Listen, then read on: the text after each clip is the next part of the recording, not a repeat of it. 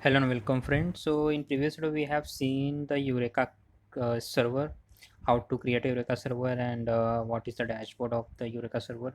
Now in this video we are going to create a Spring like Eureka client, like whatever the service we have created it, we need to register as the Eureka client. So how to do that one we'll check in this video. So the come to the properties. So over here once again we have the multiple ways to create a Spring project. You can go on the Spring initializer and you can add a dependency as the Spring Discovery client, and then you need to download the zip file and import in a Spring project. Otherwise you can also create a new application from here, file and new, then again you need to add the discovery client. So I have already done that one.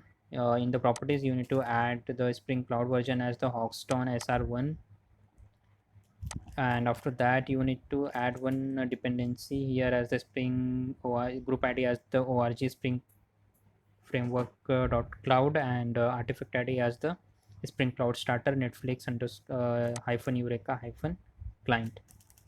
At the below of that in dependency management you need to add this much thing, like group ID as this one, artifact ID as the Spring Cloud dependencies, version as the Spring Cloud version, POM import.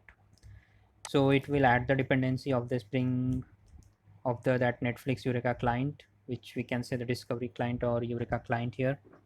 So after adding this dependency you need to do two things.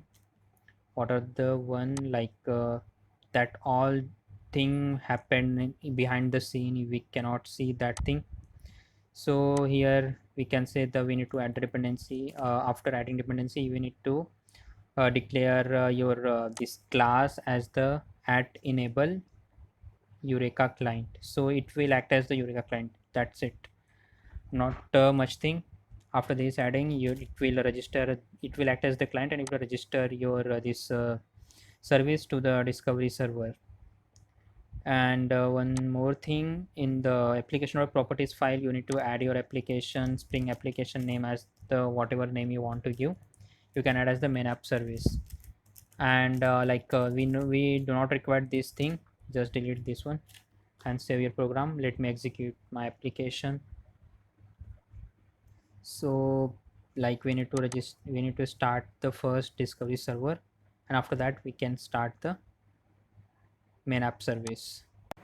As you can see I have started my main app service as well, and if you see that I have added again this one, no need to delete one, otherwise we will get error in the main controller as we have used here add value annotation.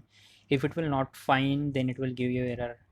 Otherwise you need to remove it from here and here as well. So let it be, we'll remove in the further video section. So now it is executing and you are getting, if you see at the below, you are getting the success response from the Eureka server as the main app service. And if you see discovery server as well, so you can see the server is running successfully, and this one instance has been registered here. Okay, replication as true, replication as false, you can see as well. Let me go in the main app service also. So we are getting success response here. Now let me show you the dashboard as well of the Eureka server. Let me refresh it.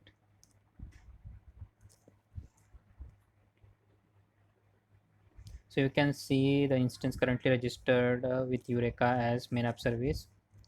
Up status as the up, and what is the service name as well, we are getting as the application main app service. So whenever we want to access the main app service, we will just call main app service name only, we no need to call the IP of the server.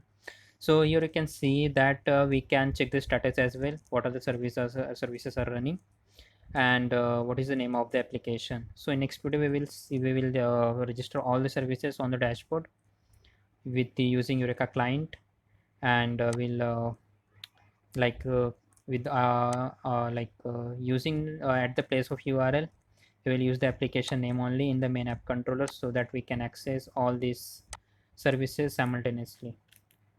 So thanks for watching friends, please subscribe to my channel.